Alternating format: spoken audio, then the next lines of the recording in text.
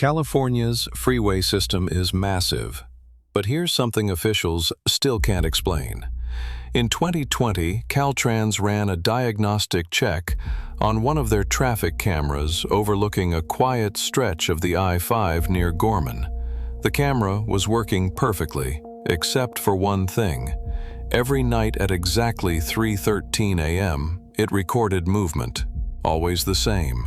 A lone person walking down the shoulder of the freeway, in the exact same clothes, with the same limp, for 27 nights straight. But CHP reports confirm. No one was ever seen on patrol. No car ever stopped. No footprints found. No matching heat signature on thermal. So they replaced the camera. Same result. And here's where it gets disturbing. On night 28, the camera didn't show the figure. Instead, the footage showed a live close-up of the Caltrans technician watching the feed. He hadn't moved. No other cameras were active. And yet, somehow, the figure was behind him, grinning. The technician quit that night. And that stretch of freeway? It now has no camera coverage at all, by request. This story was sent in by someone named Danny. She said it was her last time dog-sitting for high-end clients in the Malibu Hills, for reasons you'll understand by the end. I was house-sitting in the Malibu Hills last spring. The place belonged to some tech investor. Big modern house with floor-to-ceiling glass, motion sensor lights, automated everything. I was there for a long weekend to watch his dog, Bowie. Just me, the house, and the view. The main instructions were simple. Feed Bowie twice a day, keep the doors locked, and don't open the guest house. That's what the guy texted me. Don't open the guest house. At the time, I didn't even know there was one. The place sat on a hillside with a long driveway, and I hadn't walked the full property yet. Later that night, I found it. A small detached structure tucked behind a row of hedges. Low roof, frosted windows, looked more like a shed than a guest house. The door had a keypad, but I didn't try it. The next morning, I fed Bowie, then checked the lockbox on the porch to make sure I had a backup key. There were 2 keys inside. One was for the front door. The other was unlabeled. I didn't open the guest house. Not that day, not the next. But on the last night, around 1:30 a.m., I woke up to Bowie growling. He's a lazy golden retriever. I'd never heard him growl the whole time I'd been there. He was sitting at the glass doors leading to the backyard, staring out into the dark. I looked. Motion light was on. I could barely make it out beyond the hedge, but there was a faint shadow at the guest house door, just standing there, no movement. I watched for 5 minutes, heart racing. Eventually, the light clicked off. Whatever it was, gone. I didn't sleep. By morning, it felt like a dream. I tried to shake it off, but something told me I needed to see what was inside. So I took the second key and walked to the guest house. The keypad had a key slot underneath. I slid it in and turned. The lock clicked. The smell hit me first. Musty, like old wood and carpet. Not rotten, just unused. The place was tiny, just one room. A mattress on the floor, a folding table, a single bulb hanging from the ceiling, and a Polaroid camera sitting on the bed. Next to it, a cardboard box. I shouldn't have opened it. Inside were dozens of Polaroid photos. Same white border, same glossy surface. I flipped through them. All of me, some from behind, some through windows, some where I was walking Bowie, sitting in the living room, sleeping. One was from the night before. I was at the kitchen table in my pajamas. I recognized the book I had been reading. I hadn't seen anyone, hadn't heard anything. And then I noticed something else. All the pictures were shot from the same angle, through windows across rooms, always at eye level. The last one I pulled out was different. It wasn't from the house. It was from inside this room.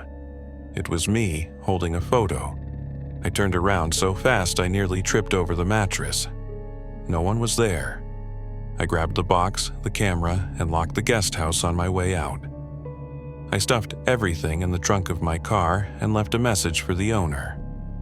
I didn't explain, I just said something came up and I left early. I waited until I got back to my apartment in Echo Park to really go through the box again. Some of the photos were older, different clothes, different seasons, different homes. One was from a coffee shop I hadn't worked at in years. Another showed me pulling out of a Target parking lot. This wasn't a weekend thing. Someone had been following me for months, maybe longer. I went to the police. They took the photos, the camera, the box. They opened a report, but I haven't heard anything since. And last week, I found a new envelope on my apartment door. Inside was one photo. Me, from behind, standing at the Malibu Guest House door, holding the key. This story comes from a valet named Victor, who worked nights at a hotel in downtown LA. He said, if you ever get assigned a shift with garage access, ask to be reassigned, especially if it includes level P3. I worked as a valet for a boutique hotel in downtown Los Angeles for about a year. Night shift mostly. Pull up, take the keys, park the car, smile. Easy money until P3. The hotel had 3 underground parking levels, P1, P2, and P3. But P3 had been closed off for months. Some kind of structural issue. They told us not to park down there. It was blocked by a rolling gate and red tape across the entrance ramp. I never thought much of it. Then the call started. Around 2 a.m. on a Thursday, the front desk called down. Can you grab the silver Lexus from P3? I laughed. P3's closed, I said. They told me the guest insisted his car was on P3, said he parked it there himself around 11 p.m. That made no sense. Guests weren't allowed to self-park, especially not on a sealed-off floor. I told the guy at the desk to double-check. 2 minutes later, the phone rang again, still asking for it. You sure you didn't park it there by mistake? I grabbed my flashlight and key fob and figured I'd prove the floor was empty. The gate was still closed, but the red tape had been cut, clean, like someone snipped it with scissors. I opened the gate and walked down. The lighting on P3 was dim, buzzing overhead fluorescents, a few flickering. Concrete dust on the ground, no cars except one. A silver Lexus. Driver's side door unlocked. I checked the valet tag, it matched the name from the call. Except I never parked it. Nobody on staff had logged it. No record of entry, no key in the lockbox. I pulled it up anyway and dropped it off at the front. The guest, gone, room empty, no checkout, no credit card on file. The key I brought up, also gone. I was told to forget it. But over the next week, the calls kept coming. Always between 2 a.m. and 3 a.m. Can you grab the black Tahoe from P3? There's a red Civic with valet tag 841-P3. A guest says he parked his truck on P3 this evening. Each time, I'd check. Each time, there'd be exactly one car down there. No lights on, no engine sound, but always the one they asked for. Same eerie silence. No security footage ever showed the cars coming in. No one could explain it. One night, I brought a coworker with me. I didn't want to go alone anymore. We found the requested vehicle. This time, a black sedan. Doors locked, windows fogged. I tapped the glass. Inside, we could see the keys in the ignition. But what got us was the glove box. It was slightly open, and we could see a folded sheet of paper sticking out. We didn't open it until we brought the car back up. Inside? A printout of the valet log sheet from that night. Only the name listed under that car? Mine. And the entry time was 30 minutes into the future. I quit a week later. But before I left, I asked the building manager how long P3 had been under construction. He said, "We don't have a P3." I laughed, thought he was messing with me. He shook his head.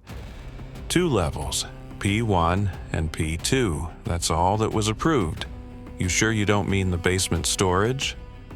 I didn't argue, but I drove back one night just to check.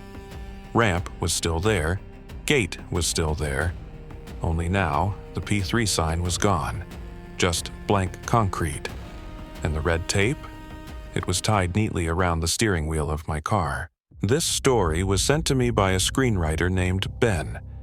He said it started with a script page in his mailbox and ended with something he still hasn't written his way out of. I moved to LA 3 years ago to write movies, mostly small stuff, indie thrillers, ghostwriting, punch-ups. It's not glamorous, but I make rent. I rent a 1-bedroom in Los Feliz, quiet enough to work, but close enough to the industry to feel like I'm part of it.